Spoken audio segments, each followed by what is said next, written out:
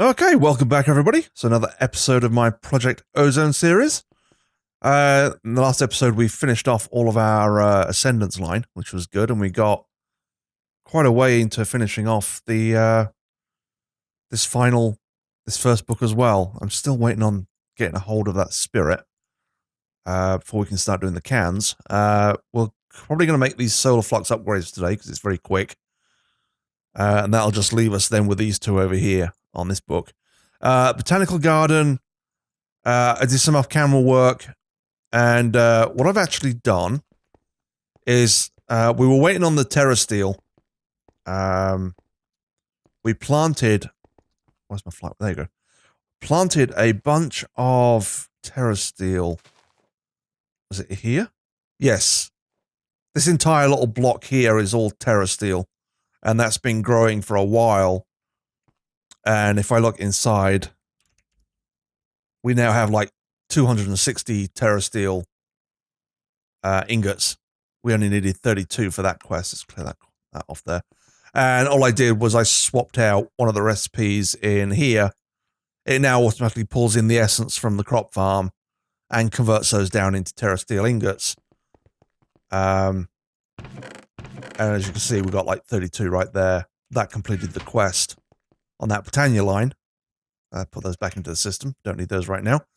What I've also done is I ended up automating the runes, and I'll show you that in a second. So let's claim up. Let's first claim. Oh dear, I am all over the place. Let's get my head in gear. Let's claim the reward for the terrasteel first. Let's just get that done because we made up all these in one of the previous episodes. If you remember, we made up the terrasteel or terrestrial agglomeration plates, which allowed us to make up the terrasteel. It was going slowly, and then we decided to make up the crops instead. And that was a whole lot faster, to be honest. Let's claim up another heart. It's 19. Ridiculous. More bacon. Might as well eat a piece of that. There you go. And let's stick the rest of those into for EMC. And we also completed the Elven portal. And now with the mana generation that we've got going on these Ender Flames, I put sparks above the mana pools and created like a spark network. If I pull out my... If I look at my ender pouch, I made up an ender pouch which lets me link in where all my basic stuff is. It should have my wand. There it is. If we click on the spark, you can see it's like linking.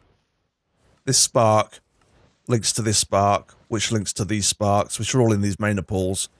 And then this spark here links to the spark above this Natura pylon, which is fueling the portal with mana, and we're getting enough mana to keep that constantly open, which is a good thing. What we do need to do actually is throw our Lexica Botanica into the portal to convert it into the new one. If we just chuck it through, they chuck it back. But now we have the Elven Guard version, and it'll give you all this information, blah blah blah, and it now gives you opened up the some more recipes, which we're going to be needing pretty soon. But that's converted that book, which is good. Put that up there for a second. We'll claim the reward for the Elven portal. So we'll do that. Claim the middle bag again. Another heart. There's so many hearts. We don't need them anymore. Well, let's just open up this chance cube over here. Why not? Should be far enough away to blow anything up. Whoa! Do not know what that... Okay. I think it converted a whole bunch of dirt to torches. Oh. Yep, there you go. Well, that was pretty anticlimactic and useless. So I brought this reward bag as well.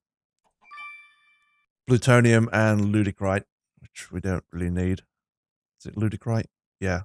Or Ludicrite. Let's put those into the system. And that puts us down to the elementium. We need 32 ingots of that. And I believe if you throw in... let's have a look. Whoops. Elementium. I believe if you throw in Main of Steel into the portal, it gives you out elementium ingots. So if we throw 64 of these in, so if we grab out some Main of Steel, grab a stack of that, and what we're going to do is we're going to just chuck this through the system into there, and they'll chuck it all back out at us. All 32. And that should complete that quest, which is kind of nice. It's pretty quick and straightforward. Claim that bag. And we'll open up that... Oh, 2 more hearts. Really? 22 hearts. I don't think we're going to be killing ourselves on this series anytime soon. And more magnetic florbs, which I have no clue what to do with. The thermal expansion items. Let's just put them away in our system. Let's throw those away. Put those away. Let's teach... has that got EMC? No, it doesn't. Oh, that's a shame. Okay, well, let's just, for now, put those away. Don't need those right now. And that leads us down to the end of the line, which is the Gaia Guardian. Or Gaia Guardian. Which we're going to do probably not... Well, maybe this episode, maybe not. Not sure yet. Main bottle we've finished already. And then that just leaves us to claim the rune factor. And what I've done is I've automated the rune process. This dang machine, believe it or not, took me about 5 hours to get working correctly. All I've done is there is, underneath this runic altar, if I dig down a little bit of dirt, let's take this dirt away, there's a autonomous activator pointing upwards. And inside the autonomous activator, there is a wand of the forest. Just a basic wand. Any wand will do. And I've got that continually right-clicking the runic altar. So, when a rune is ready to be collected, or to be... because what you do is you put in your ingredients for your rune, it creates the rune, you drop a piece of bedrock, or a piece of living rock on it, and then you normally right-click with a wand, and that gives you the wand. Gives you the rune that you just made. So that's doing the final part of that process. The autonomous activator over here is feeding in the ingredients to make up the rune. And that is being fed in by a hopper. And the reason why I've got all these enchanted books in is because I only want it to use this top slot and never fill in any of these slots with an overfill.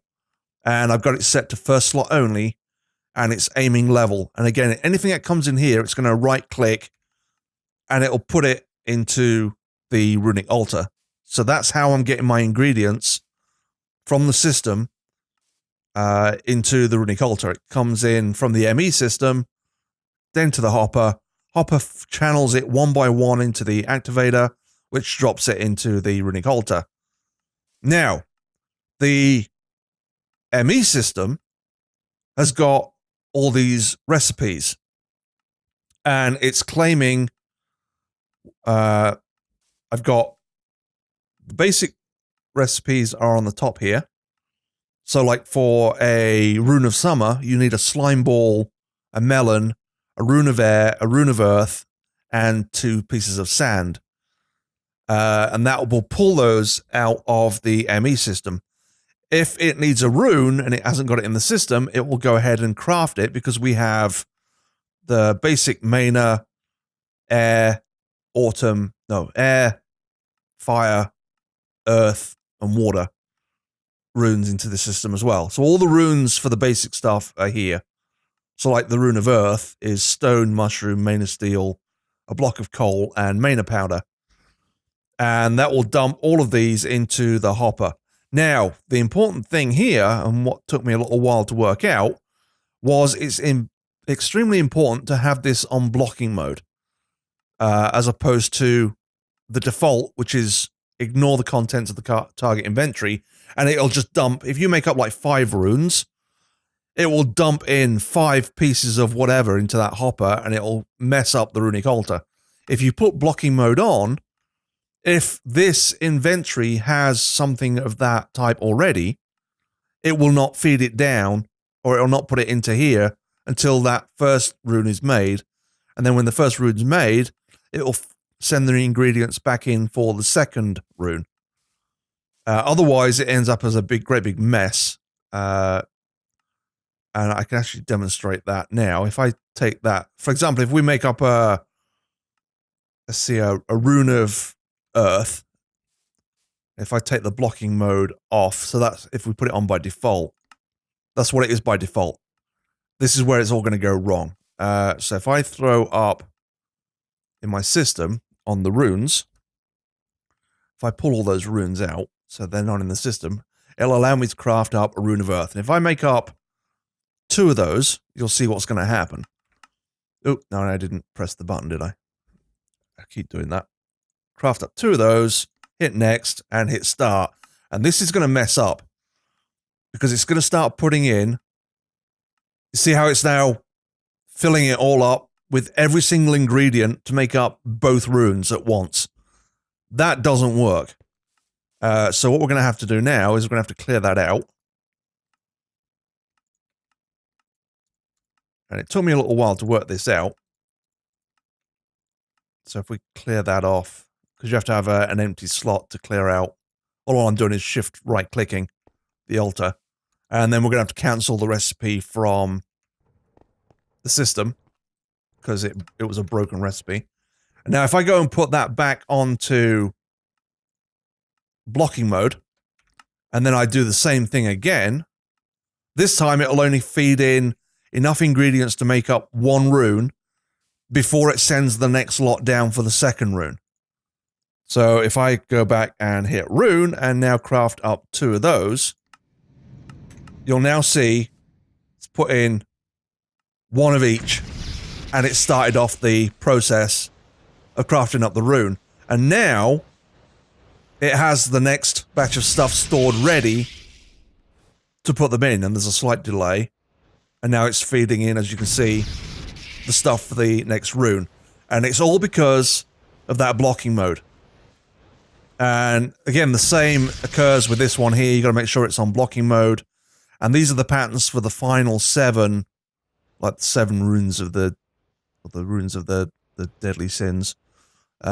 Greed, sloth, wrath, envy, pride, lust, and gluttony, which are just a combination of all the other runes that we've made, which are in this top system here, the summer earth, or the winter, summer, spring, autumn, Maina, earth, water, fire, and air. So every single rune can now be auto-crafted. So that's how we feed the ingredients into the system. And then on the very top here, we have a dropper that is filled with living rock, which is being imported into the system via this export bus. Well, that flight's fast. All it's doing is exporting whatever living rock we have in the system into the dropper. So occasionally, what I'm going to have to do is make sure that this gets topped up with living rock.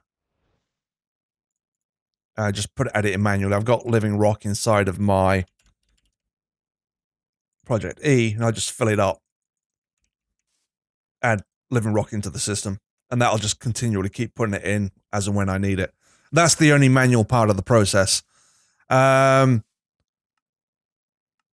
what's happening is the runic altar, the way that it works, if you look up the in the Lexica Botanica, if we go back to the very first thing and click on the runic altar entry, if you flip through, it tells you on this page here that attaching a comparator to it will emit a signal strength of 1 if the altar is accepting mana, meaning that it's crafting, and a signal strength of 2 if it's ready to craft the rune. So if it's finished doing its processing, if you watch these 2 redstone signals here, if we make up another rune, while it's crafting, this redstone signal here will go on.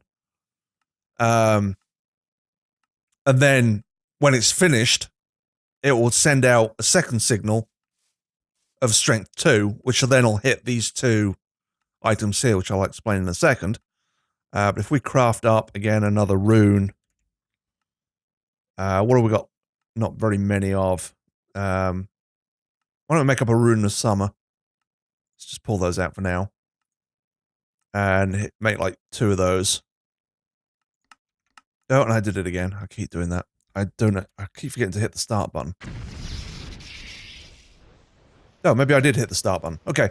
See now here, it's like that redstone signal there is glowing, but this one isn't.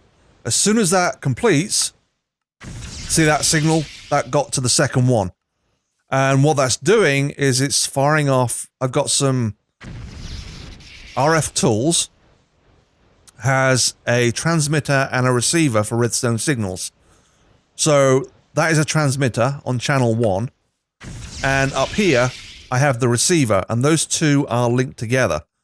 It will transmit that wireless redstone signal up to here, which means it triggers the dropper to drop the living rock into the runic altar when it gets the signal that it's finished crafting the rune. And the reason I do that is because if I drop in living rock through the dropper or through the hopper, it'll sit there and wait, and you got a chance of it despawning. This way, it only drops it when it's ready to complete the rune. This sequencer, and this is where it took me about another couple of hours to get this working, is basically when it receives this signal that it's finished, it will provide a delay of about 4 or 5 seconds before it allows the autonomous activator to put the second set of ingredients in. It gives these transfer nodes a chance to pick up the rune or any runes that have been created or dropped by the runic altar. What I was having problem with was it would create the rune, the living rock would drop, the runic altar would generate the rune because of the wand underneath, and it wouldn't pick it up in time, and it sucked it back into the runic altar, and the ingredients came in, and then it messed up the pattern because I had the rune sitting there from the previous recipe, and it pulled it back into the runic altar. I needed time for these transfer nodes to pick up the rune. The transfer nodes are set up with speed upgrades. You need these. I didn't have any speed upgrades in. And what was happening was that it wasn't pulling out these fast enough. I found that I needed at least 3 stacks of speed upgrade to pull it out quick enough before this runic altar pulled the rune in that it's created back into its system. Because yeah. And then these the transfer nodes are working on filters only. So this one pulls out the water, earth, fire, air, spring, summer, autumn, winter, and Maina runes. And this one over here pulls out the lust, gluttony, greed, sloth, wrath, envy, and pride. And this one duplicates the Maina, water, earth, fire, air, spring, summer, autumn, winter runes. And that now pulls it out quick enough to allow it to get it out before it pulls it back into the runic altar. And that's the basis of that system, really. And then all that feeds back into is an interface, and it dumps the runes into the AE2 system. And that fully automates the process. And then we've just got some Maina spreaders, which are pulling Maina in from the... we've got like Maina coming into the system to feed into the runic altar. And that's the entire system. And it took me a long time to get that working. I was going to do it on camera, but it took so long that I ended up just having to mess around with it for a while.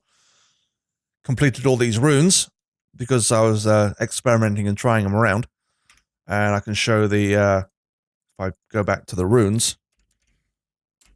Oops. And if I say pull out, they make some more runes of pride to make up like 4 of those.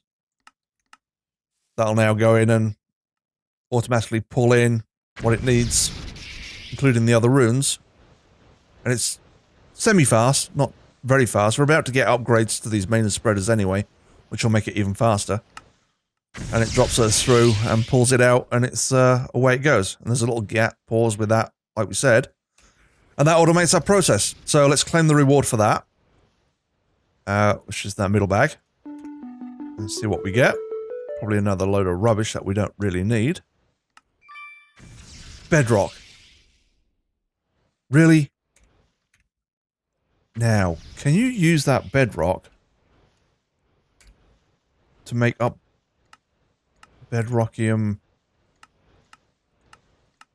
No, I don't think you can.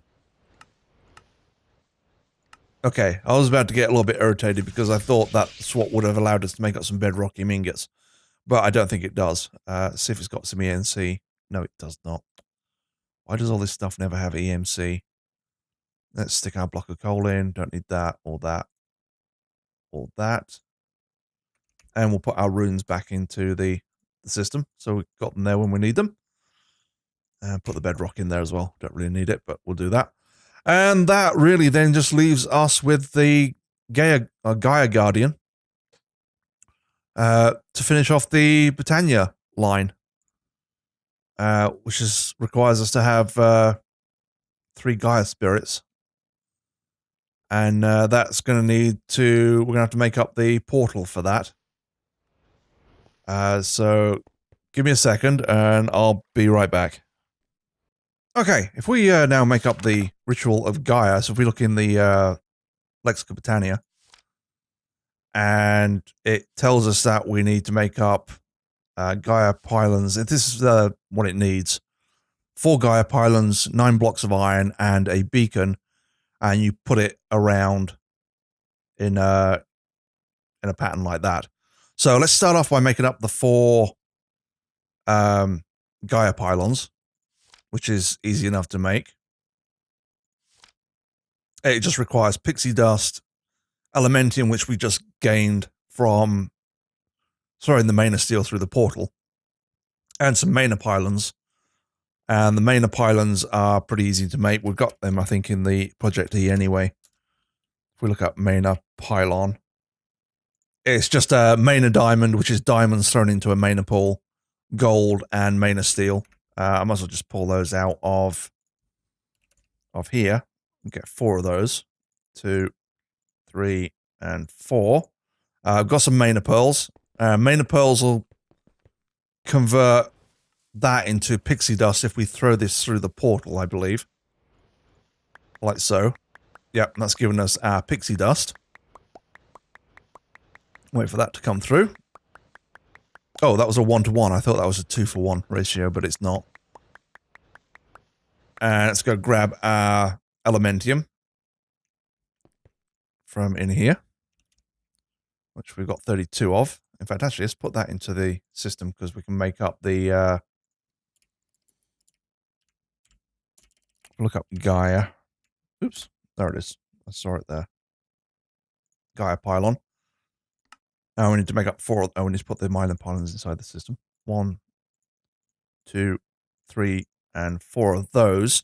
And then the other thing that we need is a beacon. Again, pretty easy to make. It's just glass, nether star, and obsidian. All of which we have in the system.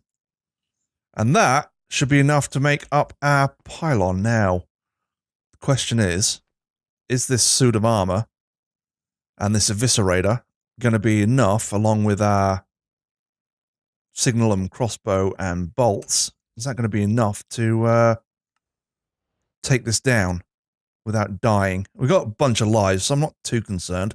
I'm going to stick this way out of the way because, yeah, it's going to get nasty. I want a decent bit of flat land because I know it creates an area that you've got to stay within. In fact, actually, I'm going to fill... Let me grab some dirt.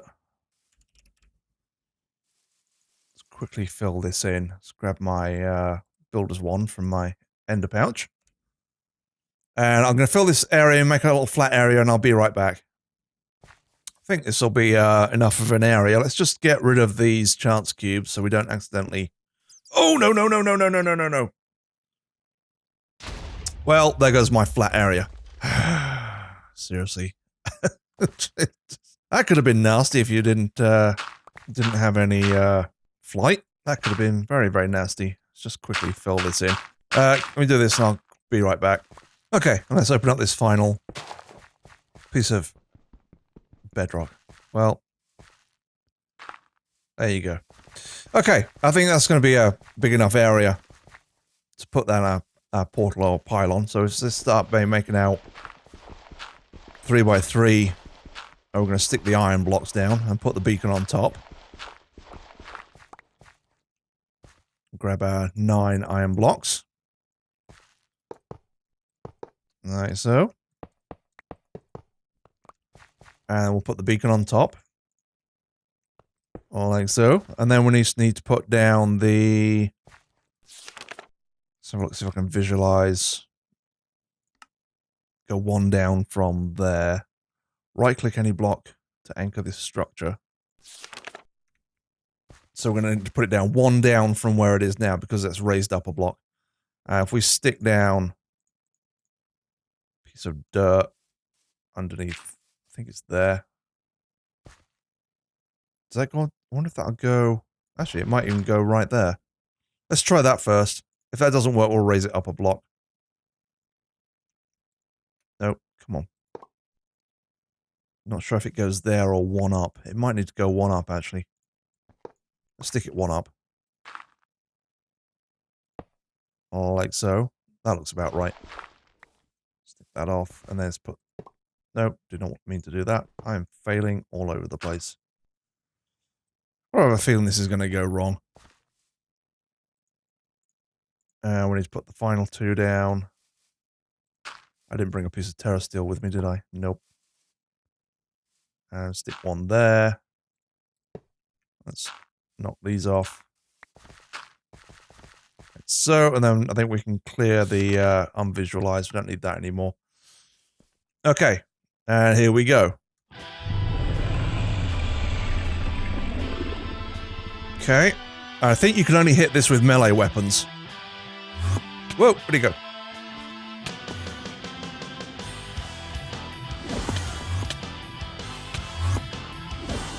You've got to stay within this, where'd he go? Oh boy. I don't think it can be damaged by, No, I don't think it can. Oh, good grief.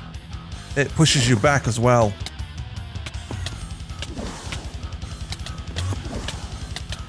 I have no clue how much damage I am taking. Should be getting into a second phase of the fight pretty soon. And when he starts chucking a ton of mobs at me, and then I can switch to my ranged. Yeah, here we go.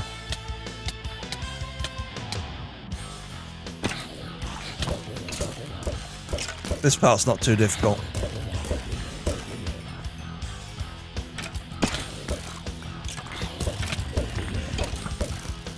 I'm not concerned about this part so much. Gotta stay in that tiny area.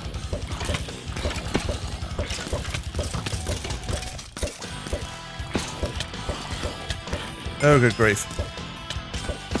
I might end up dying, I'm not sure. Getting close. I think to the end of...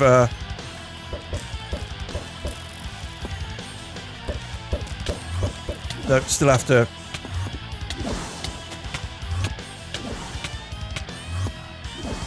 Can't get hold of the... Where'd it go? Oh my god, what a pain. There we go. Whoa. That was, a serious pain. I think I destroyed my beacon. Try and pick up all my crossbow bolts where I can. And that was the Gaia. Did we get the... Where did the Gaia essence go? It was meant to give us some... oh, there it is, Gaia Spirit. That's fine. Let's check our quest book. We need to pull that back up from probably our ender pouch. Did we put the quest book in there? Yes, we did. And that's complete. So we'll take the middle reward bag, and that, I believe, completes the Botania line, which is kind of cool. We can probably make a couple of things up with that. And we're going to leave that, we'll just leave that beacon there. And where's my house? This armor actually held up really well. I don't think we took, didn't take any damage at all, really. Which is kind of nice. And that eviscerator was pretty nice, too. I kind of like that. Let's open up our reward bag. Which gives us molten core, frozen core, batwing, which I'm hoping we can gain some. Let's get our tablet back out. See what we can. That doesn't have EMC, which is a shame. Those do. So there's all this rubbish that we picked up. We also picked up some Bellthorn. Not sure what that does. We'll find out in a minute. Let's just scrap that. Bellthorn. There it is. It's a marvelous flower. By utilizing mana, it slowly inflicts harmony in living beings. Safe for players around it. Well, that's kind of cool. You can put some... if you want to refight the Gaia Spirit, you could maybe use those to damage, although I wouldn't trust myself not to break the flowers. Kind of handy. I mean, we're not going to put them down right now. I think we'll just stick them in our system for now. And let's put the coal in there. And the bat wings. Don't know why we're going to need those, but we might do. Let's check our quest book now. We were going to make up the solar flux upgrades as well. Maybe do that next episode. That gives us... We're very close to completing all three of these. We've very drastically negated... Well, not negated. We've ignored the immersive technology, something chronic. Other aspect, we are waiting to finish Twilight Forest again, which I might do in the next episode or two, now that we finished Botania. Or we finished it where the quest book is concerned. This has also opened up when we made the Terra Steel. It opened up the end. And we've completed a couple of these anyway. I think one of those was like the Wyvern armor as well, which we made up because we needed the battle suit. And I'm not sure how you make that. And then we're going to make up a whole ton of seeds. I might probably do all these seeds off camera. It's just a bunch of the Minicio, and we've done this all before. If we look up conductive seeds, it's just Imperio essence with Minicio seeds and the basic element. I'm not going to sit and make you watch me craft up all of these flowers. We've done some of them already anyway, like the Enderium. It's not a new process. And then that'll open up. We'll get down to here and I'll pick up this quest line when I get down to here, where you're concerned. And I said the other aspect, we're waiting on the Twilight Forest, which will lead into the end and Galacticraft, which will be kind of cool. I've never played with Galacticraft. I keep meaning to, but never done it. And the immersive is, and this is all the early power generation, which we probably should have done right at the start, but I ended up going down the windmill route, or the turbine route. And again, I want to work down this route here. And then these are all the turrets. And again, it's just stuff that I'm not really going to use, but I'll make it to complete the quest book. And get more power generation that we just don't need. And I think that's a good place to leave it. And that brings us to the end of this episode. Thank you all for watching. If you could hit that like and subscribe button, I would very much appreciate it. And until next time, toodles!